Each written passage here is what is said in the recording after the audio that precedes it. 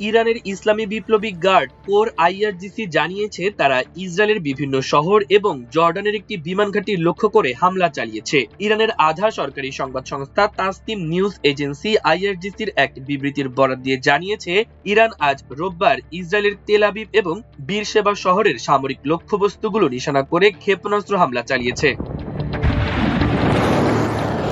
জর্ডানের আরজাক শহরে অবস্থিত মুয়াফফাক আল সালতি বিমান ঘাঁটিতে বেশ কয়েকবার হামলা চালিয়েছে ইরান। আইআরজিসি এই ঘাঁটিকে মার্কিন যুদ্ধবিমানের বৃহত্তম এবং সবচেয়ে সক্রিয় আক্রমণাত্মক ঘাঁটি হিসেবে উল্লেখ করেছে। সামনে হামলা আরো বৃদ্ধি পাবে বলে হুঁশিয়ারি দিয়েছে আইআরজিসি। ইরাকের আধা স্বায়ত্তশাসিত কুর্দিস্তান অঞ্চলের রাজধানী ইরবিলে বিকট বিস্ফোরণের শব্দ পাওয়া গেছে।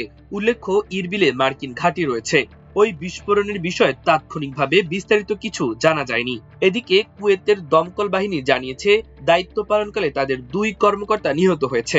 সামাজিক মাধ্যম এক্সে দেওয়া বিবৃতিতে তারা ঘটনার কথা জানালেও ওই 2 কর্মকর্তা কোন পরিস্থিতিতে নিহত হয়েছেন তার বিস্তারিত জানায়নি।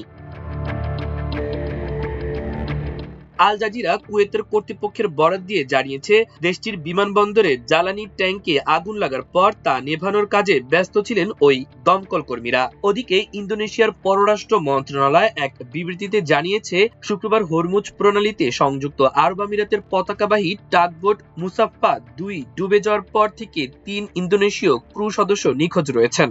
বিবৃতিতে বলা হয়েছে এই ঘটনায় জীবিত এক ইন্দোনেশীয় দগ্ধ অবস্থায় এখনো ওমানের খাবস শহরের এক হাসপাতালে চিকিৎসা নিচ্ছেন। অপর 3 ইন্দোনেশীয়র সন্ধানে এখনো তল্লাশি চালাচ্ছে স্থানীয় কর্তৃপক্ষ। বিবৃতিতে আরো বলা হয় ডুবে যাওয়ার আগে মুসাফফা 2-তে একটি বিস্ফোরণ ঘটেছিল আর তাতে টাগবোটটিতে আগুন ধরে যায়। স্থানীয় কর্তৃপক্ষ ঘটনার বিষয়ে তদন্ত শুরু করেছে। এদিকে দুবাইয়ে ক্ষেপণাস্ত্রের ধ্বংসাবশেষে আঘাতে নিহত 2 পাকিস্তানির মরদেহ ফেরাতে আমিরাত কর্তৃপক্ষের সঙ্গে কাজ করার কথা জানিয়েছেন পাকিস্তানের প্রধানমন্ত্রী শেহবাজ শরীফ। তিনি এক্স পোস্টে লিখেছেন, সংযুক্ত আরব আমিরাতে থাকা আমাদের কূটনৈতিক মিশনগুলো দুবাই কর্তৃপক্ষের সঙ্গে ঘনিষ্ঠভাবে সমন্বয় করছে যাতে প্রয়োজনীয় সহায়তা দেয়া যায় এবং মরদেহগুলো দেশে ফিরিয়ে আনার প্রক্রিয়া সহজ করা যায়।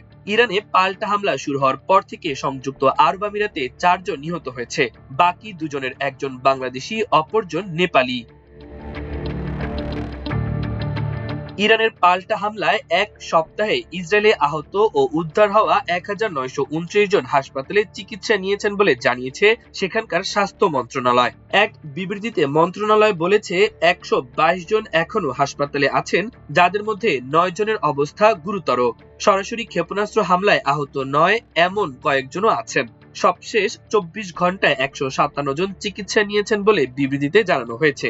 ইসরায়েলের প্রতিরক্ষা বাহিনী ইরানের দিকে ক্ষেপণাস্ত্র ছোড়ার খবর টেলিগ্রাম চ্যানেলে দিয়ে আসছে। হুমকি মোকাবেলায় প্রতিরক্ষা ব্যবস্থা পরিচালনা করা হচ্ছে।